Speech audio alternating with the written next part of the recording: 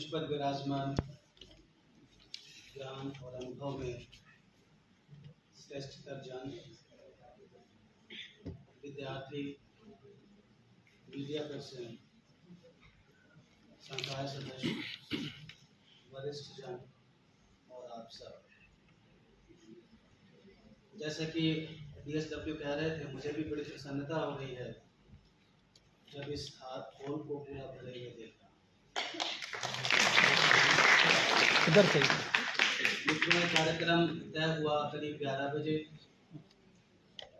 मैंने आपको बुला करके कहा कि कार्यक्रम करना है। उन्होंने कहा सर कर लेंगे। उनका एक महत्व है कि कभी ये नहीं कहते कि नहीं किया जा सकता है। मैंने कहा करना तो कोई खास बात नहीं है, लेकिन छात्र भी उपस्थित रहें ये सुनिश्चित करना है। तो इन्होंने कहा कि छात्र भी उपस्थित रहेंगे और आप सब उपस्थित हैं। इसका श्रेय मैं इनको देता हूँ, मेरे को नहीं, और आप सबको देता हूँ कि आप सबने निश्चय किया कि आप एक इस भव्य कार्यक्रम में सम्मिलित होंगे। मित्रों, किसी भी देश के इतिहास में कुछ व्यक्तित्व ऐसे होते हैं जिनके कृतित्व के कारण वह देश बनता ही नहीं है, अभी तो उसके विकास की दिशा भी तय हो है। और पटेल ऐसे ही विराट पुरुष थे। उनके लिए कई रूपकों का प्रयोग किया जाता है, उनको लौह पुरुष भी कहा जाता है, लेकिन जब मुझसे कोई पूछता है तो मैं कहता हूं वो लौह पुरुष नहीं थे, बल्कि विराट पुरुष थे। जब विराट पुरुष की चर्चा करता हूं तो मुझे गीता का वह संवाद याद आता है जब अर्जुन ने कहा कि प्रभु आप क्या हैं, और प्रभु ने जब अपना विराट रूप दिखाया तो अर्जुन की आंखें चकाचौंध हो गई और वह क्षमा मांगने लगा और कहने लगा प्रभु आप जो कहेंगे वही करें। मित्रों, सरदार पटेल में वह सूझबूझ थी जिनके माध्यम से वो इस भारत का राजनीतिक एकीकरण सुनिश्चित कर सके। उनका कहना था कि एकीकरण जब शुरू होता है तो राजनीतिक और भौगोलिक एकीकरण पहली सीढ़ी होती है, और उस सीढ़ी के बाद में सांस्कृतिक एकीकरण शुरू होता है। 2013 एक ऐसा उज्जवल वर्ष मैं कहूँगा जब गुजरात में स्टैच्यू ऑफ यूनिटी की शुरुआत हुई और 2018 में वो राष्ट्र को समर्पित कर दिया। इससे बड़ी श्रद्धांजलि और इससे बड़ा एट्रीब्यूट किसी देश के कर्ता के प्रति नहीं हो सकता, उस देशवासियों के द्वारा। मित्रों, अगर उस स्टैच्यू ऑफ यूनिटी पर आप जाएंगे तो आपको एक ऐसा आभास होता है कि सरदार पटेल आपसे स्वयं बात कर रहे हैं। सरकार ने एक आह्वान किया था कि जो भी आदमी की जितना लोहा देना चाहे वो लोहा प्रदान करे, दान करे, लेकिन वहां इतना लोहा इकट्ठा हुआ, सरकार को अपेक्षा नहीं थी कि वो पूरी स्टैच्यू का निर्माण लोगों के द्वारा प्रदत्त लोहे से हो। इस देश का ये कृतित्व है, इस देश का ये व्यक्तित्व है, और इस देश के व्यक्तित्व और कृतित्व को पटेल जैसे लोगों ने साकार किया है। मित्रों, पटेल ने जब अपनी जिंदगी की शुरुआत की और जब मैं उनके भाषण के कुछ अंश पढ़ रहा था,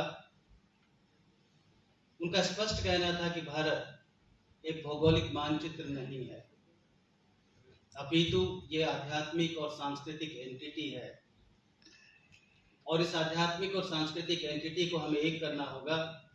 लेकिन जब सांस्कृतिक और आध्यात्मिक एंटिटी की बात करते हैं तो उसकी शुरुआत भौगोलिक ज्योग्राफिकल यूनिफिकेशन से होती है, पॉलिटिकल यूनिफिकेशन से होती है, और उसमें उन्होंने बहुत सूझबूझ से इस प्रक्रिया को अंजाम दिया।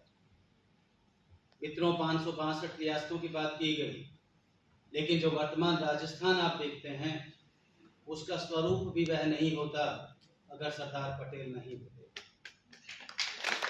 इस बात का श्रेय सरदार पटेल को ही जाता है कि वो अपनी सूझबूझ से राजाओं को, महाराजाओं को कन्विंस कर सके कि आपका हित इसी में है कि आप भारत के हित में अपने विशेषाधिकारों को सम्मिलित माने, क्योंकि जब भारत को सम्मान मिलेगा तो स्वतः आपको सम्मान मिले।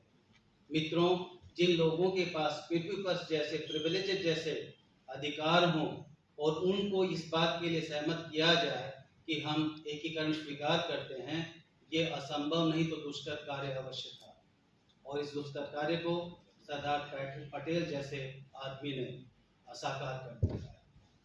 सरकार के द्वारा कई तरह की स्कीम शुरू की गई हैं। उसके बाद एक भारत श्रेष्ठ भारत, मेरे ध्यान से अभी हम उसका क्रियान्वयन मेरे ध्यान में नहीं आया। जब मैं दस्तावेजों को देख रहा था तो मुझे लग रहा था कि अभी तक हमने उसका क्रियान्वयन यहाँ विश्वविद्यालय स्तर पर शुरू नहीं किया है। मैं डीन साहब को भी और आप सबका आह्वान करता हूँ, जो छात्रों में सक्रिय हैं, कि इस प्रकल्प को आगे बढ़ाया जाए। एक भारत और श्रेष्ठ भारत जो कि सरदार वल्लभ भाई पटेल का सपना था, उसको साकार किया जाए। सरकार से भी इसलिए इस हेतु बहुत बड़ी ग्रांट उपलब्ध होती है, जिसके माध्यम से संपूर्ण वर्ष भर कार्यक्रम किए जा सकते हैं। लेकिन सिर्फ कार्यक्रम करना क्या सरदार पटेल के प्रति श्रद्धांजलि होगी? अगर मैं ये प्रश्न पूछूं और उसका जवाब स्वयं से ही पूछूं तो कहूंगा ये उसका उत्तर नहीं हो सकता, ये श्रद्धांजलि नहीं। सरदार पटेल कहा करते थे, भारत सांस्कृतिक रूप से अलग थलग पड़ गया है, और सांस्कृतिक जो अलग थलगपन है उसको एक करना पड़ेगा।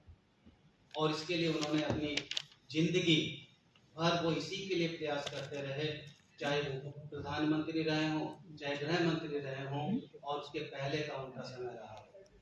मित्रों, बहुत सारे दृष्टांत, क्योंकि मैं गुजरात में भी मैंने 3 वर्ष कार्य किया, मेरे गुजराती मित्र कुछ दृष्टांत उनके बताया करते थे, जिनका भी जिक्र करना बहुत लंबा हो जाएगी चर्चा, लेकिन वो दृष्टांत ऐसे प्रेरक दृष्टांत हैं, अगर उनको एक भी दृष्टांत को आत्मसात कर लें तो हमारी जिंदगी ऐसी होगी जिसको हम सपने में भी हमने नहीं सोचा। एक दृष्टांत उनका बताऊंगा। वो ऐसे पक्षधर थे, इस बात के पक्षधर थे कि सैद्धांतिक पक्ष होना चाहिए, लेकिन उसके साथ साथ सैद्धांतिक पक्ष तभी क्रियान्वित किया जा सकता है जब उसका व्यवहारिक पक्ष भी उतना ही मजबूत। और जब वो व्यवहारिक पक्ष की बात करते थे तो कहते थे कि क्या इसका क्रियान्वयन संभव है, और संभव नहीं है। अगर इसका संभव करना है तो क्यों संभव करना है? उसके लिए अगर मैं कन्विंस नहीं हूं तो सबसे पहले अपने आप को कन्विंस करूं, और जब मैं कन्विंस हूं तो सामने वाले को कन्विंस करूं, और जिंदगी भर वो इसी दृष्टांत का आरोपण, इसी दृष्टांत का क्रियान्वयन जिंदगी भर करते रहे। मित्रों, केंद्र सरकार की संस्कृति